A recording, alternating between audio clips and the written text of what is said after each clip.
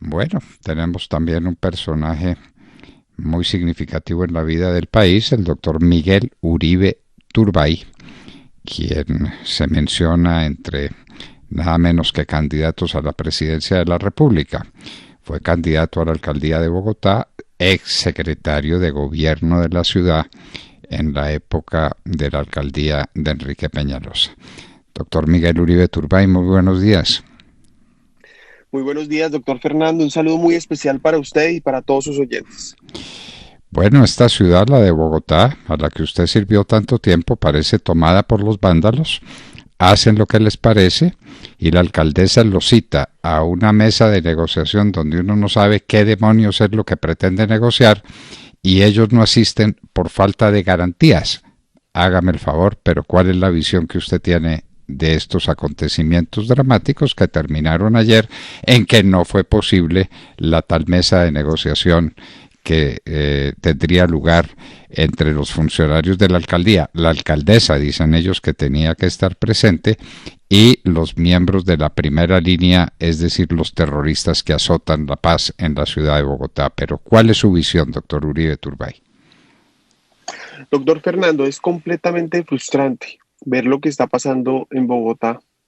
Ante el abandono de Claudia López y su alcaldía, es evidente que son los delincuentes, los terroristas urbanos, los vándalos, los que cada vez van ganando terreno. Los ciudadanos nos sentimos cada vez más atemorizados, secuestrados por el miedo en nuestras casas. Volvemos a ver unas imágenes de terror, violencia permanentemente a las que ya cada vez estábamos menos acostumbrados. En Bogotá lo que hoy está pasando no pasaba hace muchísimo tiempo e incluso podría uno decir que cada vez se configura un escenario mucho más complejo. Y Claudia López termina dando la estocada final, comete el mismo error que Jorge Iván Ospina en Cali, y es empoderar, validar, legitimar, normalizar las vías de hecho que estos terroristas están cometiendo. La primera línea, o como dicen llamarse, nada más ni nada menos, es una organización entrenada, con armas sofisticadas, con logística financiada para básicamente destruir ciudades, matar policías, atemorizar ciudadanos, básicamente promover una cultura anárquica en Colombia. Yo he estado revisando con cuidado de qué se trata este nuevo concepto de primera línea, que algunos políticos, unos apoyándolos, otros por mezquindad y oportunismo, sin capacidad ni valentía de rechazarlos, han venido, vuelvo y repito, legalizando, legitimando, normalizando.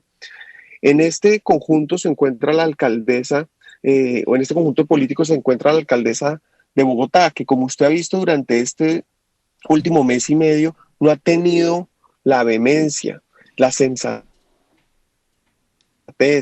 la valentía de poder cuestionar y básicamente decir las cosas como son. Ella ha tenido una posición muy ambigua, en donde por una parte parece más analista, cada vez menos alcaldesa, y por el otro, en donde nunca ha rechazado esas manifestaciones violentas que hemos visto durante todo este tiempo. Y entonces, este fenómeno de primera línea que algunos políticos como Gustavo Petro, Gustavo Bolívar, vuelvo repito, Claudia López y otros hacen ver como una expresión espontánea de la manifestación pacífica es completamente falsa. La primera línea surge de un escenario de confrontación en donde se desprende de un clima en donde unas organizaciones guerrilleras, terroristas, que tradicionalmente han operado en el campo, hoy tienen la intención de trasladar la guerra a las ciudades. Esta es la manifestación urbana de un conflicto que hemos vivido durante muchos años en Colombia. Lo segundo, vemos entonces que este se empieza a hacer el fruto de un adoctrinamiento alrededor de una cultura anárquica. Es por eso donde hay una sublevación básicamente sobre cualquier escenario de autoridad. Por eso se debe destruir entonces cualquier escenario, bien sea un policía, que es obviamente una representación clarísima de autoridad, pero también las estructuras, infraestructuras de las ciudades públicas. Entonces, En ese orden de ideas, al sumar esos dos conjuntos, pues empieza a verse ya o a entenderse esto en un contexto de terrorismo urbano, en donde se desprende entonces que debe haber unas organizaciones formadas para confrontar, y de ahí surge la primera línea. Eso implica que hay un entrenamiento guerrillero. Eso implica que donde hay una primera línea hay una segunda, una tercera, una cuarta. Aquí vemos una primera línea que es la que está con los escudos, la defensiva. Eso implica que hay una segunda línea que es la ofensiva, que es la que desarrolla las bombas Molotov, que tienen una capacidad muy sofisticada de armar armas. Es que nosotros estamos viendo cómo logran destruir en capacidad de segundos, cómo incendian CAIs, cómo incendian policías. Hay una tercera línea médica, de soporte, de logística, hay una cuarta de apoyo, hay una quinta además de proveedores donde se hacen los alimentos, donde se llevan los recursos. Hemos visto, por ejemplo, cómo en canastas, en botes de basura, en containers se llevan las piedras, cómo se pica el adoquín para poder generar provisiones, etcétera, etcétera. Es decir, aquí hay una capacidad gigantesca logística y estamos metiendo un error, y más en cabeza estos gobernantes, vuelvo, repito, mediocres y cobardes como Claudia López, que empoderan con una supuesta reunión a estos vándalos. Uno no negocia con quien destruye, uno no negocia con quien mata, con quien le tiene puesto un revólver en la cabeza chantajeando y amenazando. Y mucho menos unos jóvenes que hasta un punto no se sabe cuál es el nivel de autoridad o liderazgo que tienen en este fenómeno. ¿Quién está detrás? ¿Quién financia? Ya hemos visto pruebas en donde se financia a través del narcotráfico, donde hay participación de células de las disidencias de las FARC. Hemos visto incluso políticos como Gustavo Petro y Gustavo Bolívar financiando la primera línea, dándoles artículos de protección. Y ahora le sube el perfil a un grupo de personas que evidentemente son unos desadaptados, empoderados para matar policías y destruir ciudades. Y eso es lo que estamos viendo en todo el país. Nosotros necesitamos, ante este fenómeno, autoridad, capacidad de reacción, trabajo en equipo con la policía, con la capacidad de inteligencia, investigación criminal, identificar y poder mapear el contexto, identificar los dinamizadores de estos grupos, entender cómo se financian y entender aquí el contexto para poder que llevarle un caso, una teoría del caso, y usted sí que conoce bien esto, doctor Fernando, a los jueces, para que con la fiscalía y con la policía judicial se pueda determinar que las personas que están hoy operando en el marco de la primera línea y de todos estos vándalos en las ciudades, no se trata de unos delincuentes comunes, se trata de un fenómeno de terrorismo urbano. Y esto nos lleva a una discusión que es propia además de la que usted hablaba con el senador Santiago Valencia, y es la capacidad de la justicia para enfrentar fenómenos como este, porque vuelvo, repito, no estamos hablando de vandalismo, estamos hablando de terrorismo urbano y necesitamos tener la capacidad de decir las cosas como son, llamar las cosas por su nombre y poder enfrentarlas de esa manera. Pero imagínese usted que entonces esta semana capturan 7 de estos tipos, estos 7 vándalos, delincuentes, terroristas y criminales, y resulta que los dejan libres. Entonces, ¿qué incentivo tiene la policía a ponerle el pecho a tremendo fenómeno cuando tienen del otro lado pues unos jueces que no están entendiendo el contexto? Porque aquí, vuelvo, repito, no estamos capturando o no se captura a estos ciudadanos o estos delincuentes por un hecho vandálico, se capturan por terrorismo urbano. Entonces, lo de ayer fue patético, pues ya conocemos las imágenes, además unas personas particularmente jóvenes que humillan incluso al secretario de gobierno que hace presencia y de fondo pues es evidente que no les interesa tampoco negociar, porque a quien destruye, a quien tiene esta cultura, vuelvo, repito, anárquica, a quien se desprende este conflicto violento y es la manifestación y expresión del terrorismo urbano, pues no le interesa negociar nada, eso quedó claro ayer, pero sí cometió un error enorme Claudia López, vuelvo, repito, como Jorge Iván Espina en Cali, que al ponerlos de interlocutores al mismo nivel del Estado, al mismo nivel de la autoridad más importante de la ciudad, pues es evidente que les da una herramienta gigantesca, los empodera, los valida, los reconoce.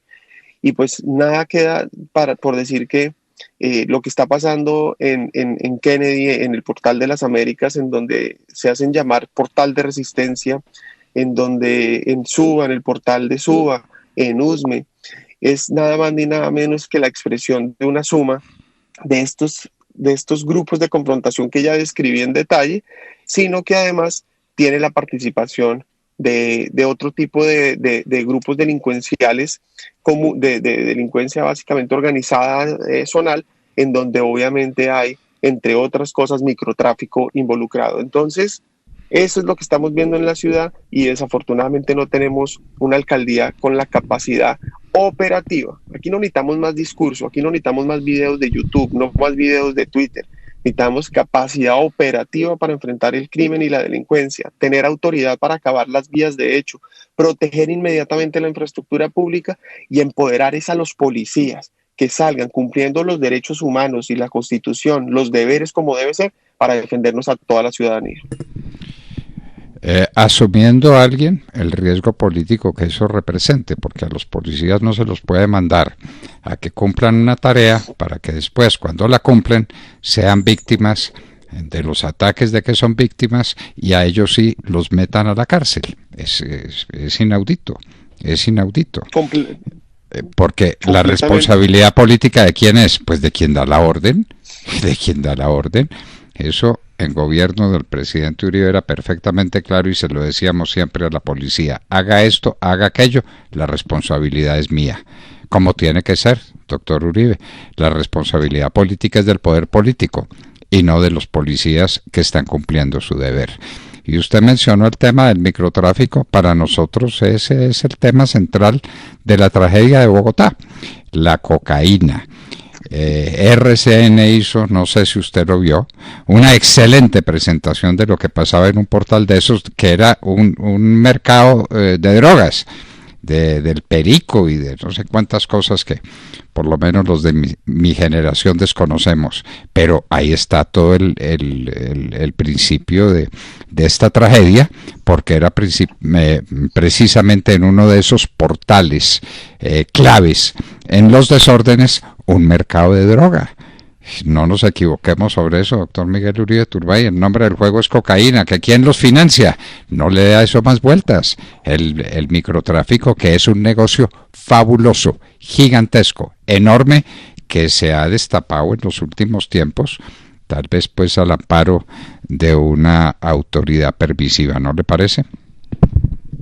Así es, doctor Fernando. Y no solamente está el microtráfico involucrado de una manera transversal, financiando este tipo de fenómenos, sino que además es el que termina financiando campos de entrenamiento. Es que hemos identificado en Bogotá campos de entrenamiento de la supuesta primera línea, es decir, de este nuevo grupo de confrontación.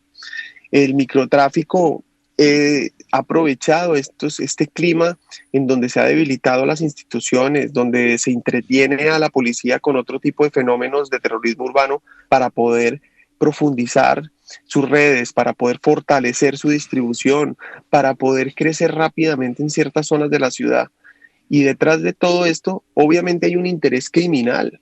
Es que es evidente que lo que hemos visto durante el último mes y medio, que vimos en Cali, que es lo que más se parece a lo que está, pues es decir, lo que pasó en Cali, lo que ha pasado en Bogotá, probablemente son los fenómenos más parecidos que hay con respecto a este escenario de grupos de confrontación, de participación de microtráfico, de alianza con grupos de delincuencia local. Ese tipo de fenómeno básicamente responde efectivamente al microtráfico. Pero déjeme decir una cosa de la policía. Yo he sido un defensor absoluto de la policía y defiendo a la policía porque trabajé con ellos, porque sé que la gran mayoría de los policías, la inmensa mayoría, hacen su trabajo en el marco de la ley y de la garantía de derechos humanos, porque son hombres y mujeres que cumplen una labor maravillosa donde sacrifican toda su vida personal para servirle a la comunidad.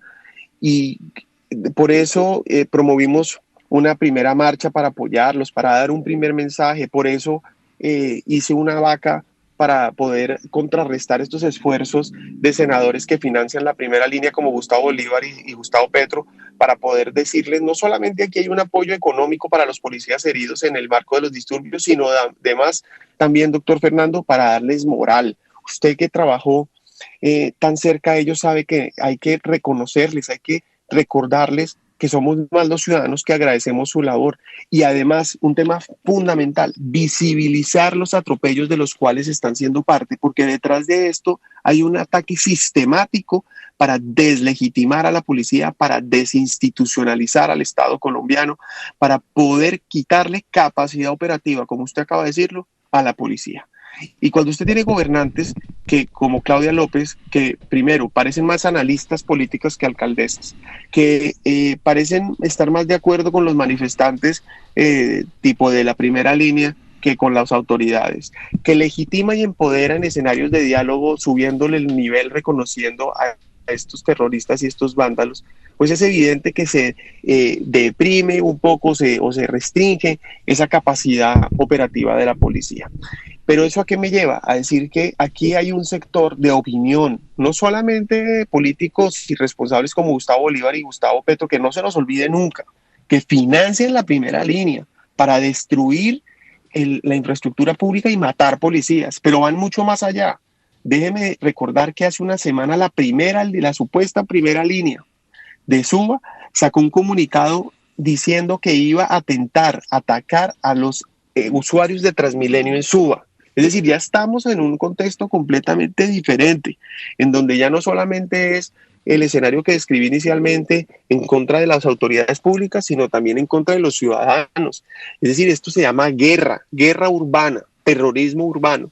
Y entonces, frente a ese escenario, un sector de opinión y político irresponsable ha querido reducir todo tipo de confrontación a un problema de abuso policial, comprando una narrativa que busca, vuelvo y repito, desprestigiar a la policía, debilitarla y básicamente acabarla. Claro que tenemos que rechazarle el abuso policial, el abuso de autoridad o el uso indebido de la fuerza, eso es obvio. Y es más, tenemos que garantizar que no haya impunidad. Pero asimismo tenemos que reconocer que lo que hay hoy no es unos policías saliendo a matar unos estudiantes. De eso no se trata. Aquí lo que estamos viendo es que hay una policía enfrentando un grupo criminal y de esa confrontación, tristemente, pues obviamente vemos una serie de heridos, entre esos más de 1.300 policías. Óiganme bien, 1.300 policías en Colombia, 3 muertos y varios torturados, mujeres abusadas, violadas. Es que estamos viendo una confrontación que tenemos que acabar y que es evidente que tenemos que respaldar a las instituciones para que combatan. Entonces, todo mi apoyo a la policía, a las fuerzas militares y obviamente un llamado a que el gobierno de Bogotá actúe responsablemente, a que dejen de buscar los likes en Twitter. Gobernar no necesariamente es decir, tomar las decisiones responsables no necesariamente son las decisiones populares. Aquí Claudia López, sus secretarios de gobierno, mire usted, el secretario de Seguridad que acaba de renunciar en el peor momento de inseguridad de Bogotá. Imagínense ustedes, no habíamos hablado de eso, ahora estrenando secretario de Seguridad. Necesitan pensar que tienen que tomar decisiones responsables, incluso a pesar de sean impopulares. Aquí tienen que dejar de gobernar con base en la favorabilidad y con base en las estrategias publicitarias y tienen que trabajar con base en la evidencia, con base en la experiencia, con base en el conocimiento para poder enfrentar escenarios de criminalidad como estos. Muy bien, más de acuerdo no podíamos estar y sobre todo más fervorosos, admiradores de una policía ejemplar como la que tenemos, que ahora la convierten en el verdugo de la ciudadanía cuando es su soporte, cuando es su sostén, cuando es su esperanza, cuando es su consuelo. La policía de Colombia es ejemplar y la tenemos que defender los ciudadanos, porque hay grupos interesados en desprestigiarla con los propósitos que conocemos. Doctor Miguel Uribe Turbay, muchísimas gracias por estar con nosotros en la Hora de la Verdad. A usted muchísimas gracias, doctor Fernando, por la invitación y nuevamente un saludo a todos los que nos acompañaron en esta entrevista, todos los oyentes. Un abrazo grande. Bueno, más claro, imposible, ¿no es cierto? Y este fue el hombre al que no elegimos de alcalde para elegir a Claudia López. Hay equivocaciones de los pueblos que se pagan y se están pagando muy caro. Miguel Uribe Turbay estaba con nosotros en la hora de la verdad.